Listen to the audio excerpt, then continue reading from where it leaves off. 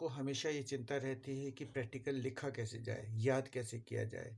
तो practical exam में लिखने से के लिए सबसे अच्छा तरीका ये है कि आप समझ कर उसको याद करें, ना कि उसको रट कर याद करें। आज हम आपको तरीका बताने जा रहे हैं कि कैसे एक्सपेरिमेंट को अपने एग्ज़ाम में लिखना है। सीबीएसई बोर्ड क्लास 12 के सभी स्टूडेंट्स का वेलकम इस नए वीडियो में, जिसमें आपको हम प्रैक्टिकल से रिलेटेड कई चीज़ें काम की बताएंगे। देखिए, चार एक्सपेरिमेंट इलेक्ट्रिसिटी के करने होते हैं और चार ही एक्सपेरिमेंट हमको ऑप्टिक्स से करने होते हैं। आपको हम कुछ एक्सपेरिमेंट्स की डिटेल बताएंगे कि कैसे उस प्रैक्टिकल को करना है और उससे रिलेटेड क्या क्वेश्चंस बन सकते हैं। तो चलिए पहले एक्सपेरिमेंट पे ध्यान देते हैं। पहला एक्सपेरिमेंट इलेक्ट्रिसिटी का। इस एक्सपेरिमेंट में आप देख सकते हैं कि इसमें हमें to determine the resistivity of 2 और 3 wires by plotting a graph for potential difference versus current, यानी वी और आई के बीच में एक ग्राफ आपको प्लॉट करना है। आपको यहाँ पर दो वायर दिए जाएंगे, वन बाय वन दोनों वायर का आपको रेजिस्टेंस निकालना है। सिंपली जैसे ओम्स लॉ होता है, अमीटर वोल्ट मीटर दोनों दोनों को इस तरह से सर्किट के अकॉर्डिंग आप यानी कि सीरीज में एक तरह से कनेक्ट करते हुए उसके और वोल्ट मीटर के पैरेलल में रेजिस्टेंस को कनेक्ट करते हुए हम एक रियोस्टेट की हेल्प से बैटरी में जोड़ देते हैं और डिफरेंट करंट के लिए हम डिफरेंट पोटेंशियल डिफरेंस मेजर करते हैं। एक टेबल बनती है वी और आई के बीच में और हम ये एक ग्राफ बनाते हैं वी और आई के बीच में।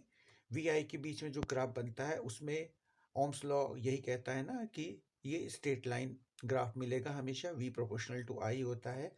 तो फिर एक वायर के लिए किया, फिर हमने ये सेम एक्सपेरिमेंट दूसरे वायर के लिए रिपीट करेंगे और दोनों ग्राफ में हम क्या करेंगे, क्या दोनों को प्लॉट करने के बाद उसका स्लोप निकालेंगे। जो स्लोप है यानी कि change in potential difference divided by the change in the current, ये रेजिस्टेंस को बताएगा।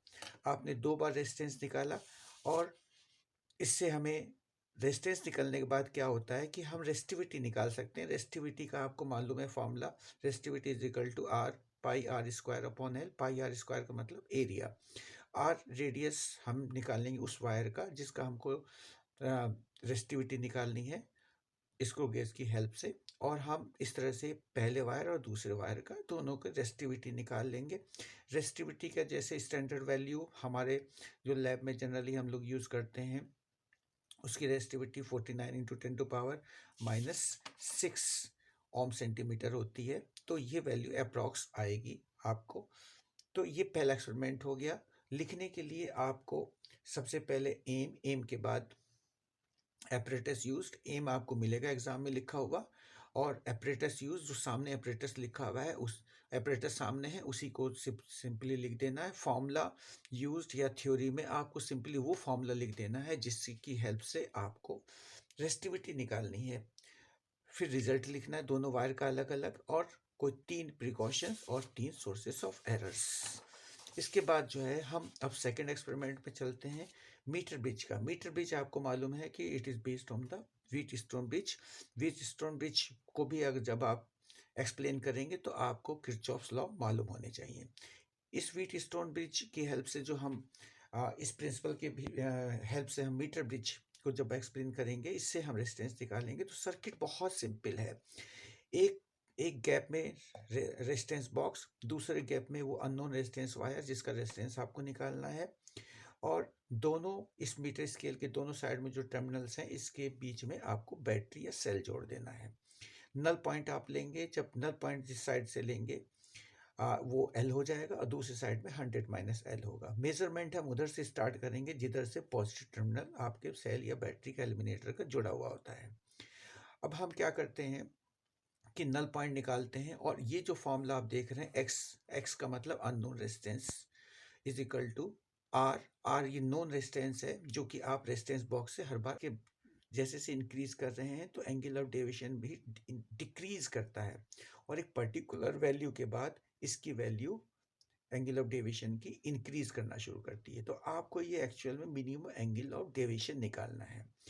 तो इसको निकालने के लिए आप जैसे मान लीजिए हमने 4 बार किया, ये अलग-अलग वैल्यू आ रही 37, 42, 37, 44, इस तरह से अलग-अलग आ रही। अब हम क्या करेंगे कि ये जो फॉर्मूला हमारा है, इस फॉर्मूले में जो एंगल ऑफ डेविएशन dm है, आप यहाँ से हम एंगल ऑफ डेविएशन आपको एग्जाम में सिर्फ एंगल ऑफ डेविएशन निकालने के लिए भी आ सकता है या रिफ्रैक्टिव इंडेक्स निकालने के लिए भी आ सकता है। अगर एंगल ऑफ डेविएशन निकालने के लिए आ रहा है, जनरली सीबीएसई बोर्ड में सिर्फ एंगल ऑफ डेविएशन निकालने के लिए कहते हैं, तो आप एंगल ऑफ डेविएशन यहाँ से ग्राफ से इसको शो कर सकते हैं, क्योंकि एम हमारा जो है to determine the angle of minimum deviation for the given prism by plotting the graph. तो आपको एंगल ऑफ डेविएशन मिनिमम यहाँ से निकल जाएगा। ठीक है, जैसे इसमें 37 आ रहा, तो ये आपको ये तब तक प्रैक्टिकल करना है जब तक कि एंगल ऑफ डेविएशन कम होने के बाद बढ़ना ना शुरू हो जाए। इतनी वैल्यू आपको इसमें निकालनी है। फिर वही 3 प्रिकॉशंस और 3 सोर्सेज ऑफ एरर्स और रिजल्ट जो भी एंगल ऑफ डेविएशन का आ रहा है वो सिंपली लिख देंगे। इसके बाद एक एक्सपेरिमेंट और देखिए, जिससे कि आपको लिखने की आदत पड़ जाए कि कैसे आप लिखेंगे, जान जाएं आप। ये एक्सपेरिमेंट था to find the refractive index of liquid of water. जैसे ये मान लीजिए ये लिक्विड है, यहाँ एक प्लेन मिरर है और ये कॉन्वेक्स लेंस है। कॉन्वेक्स लेंस और प्लेन मिरर के बीच में जब हम वाटर रखते हैं तो एक यहाँ पर एक लेंस और बन जाता है, जिसको आप कह सकते हैं कॉनकेव, प्लेनो कॉनकेव लेंस। तो अब होता क्या है एक्सपेरिमेंट में, रिफ्रैक्टिव इंडेक्स मान लीजिए हम इस लिक्विड का निकालना, फॉर एग्जांपल हमने यहाँ पर वाटर लिया, तो सबसे पहले हम क्या करते हैं कि बिना किसी वाटर के प्लेन मिरर के ऊपर हमने कॉन्वेक्स लेंस को रखा और एक म्यू एपरेटस की हेल्प से हमने सबसे पहले रिफ्रैक्ट ये पैरेलक्स रिमूव कर दिया। जो पैरेलक्स रिमूव किया वो वैल्यू हमारी आ जाएगी स्मॉल एफ। ठीक है, ये डिस्टेंस आ गई प्लेन मिरर से, और ये प्लेन मिरर से डिस्टेंस है, और ये है लेंस के ऊपर से रख के हमने स्केल की हेल्प से ये डिस्टेंस ली पिन तक की, जहाँ से पैरेलक्स रिमूव किया आपने। दोनों का एवरेज जैसे यहाँ पर 17.5 आई। आप ऐसे समझिए कि एक डिस्टेंस हमने यहाँ प्लेन मिरर से लिया और दूसरा जो है लेंस के ऊपर से लिया।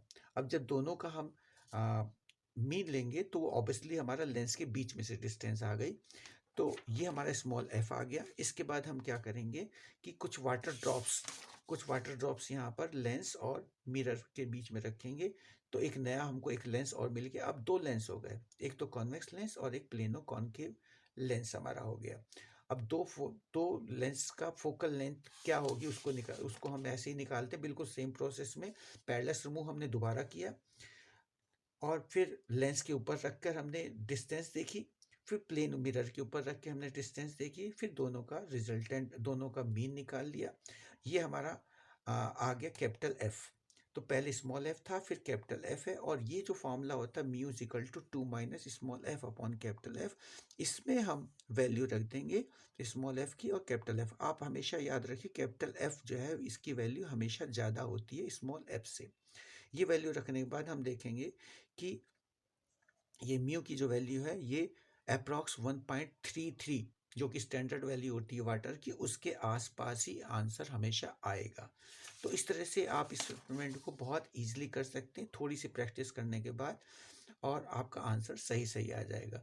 तो डियर स्टूडेंट्स, बहुत इजी है प्रैक्टिकल को आप समझ के लिखिए, रटिए नहीं, बिल्कुल बहुत इजी है। एक एक एक्सपेरिमेंट को आप समझिए, और इस जितने भी उसमें एक्सपेरिमेंट में, एपरेटस में, सेट में चीज़ें हैं, सबको वन बाय वन आप समझिए कि उसका क्या इफेक्ट है, उसका क्या रोल है, और उस पर उससे रिलेटेड क्या क्वेश्चन पूछे जा सकते हैं।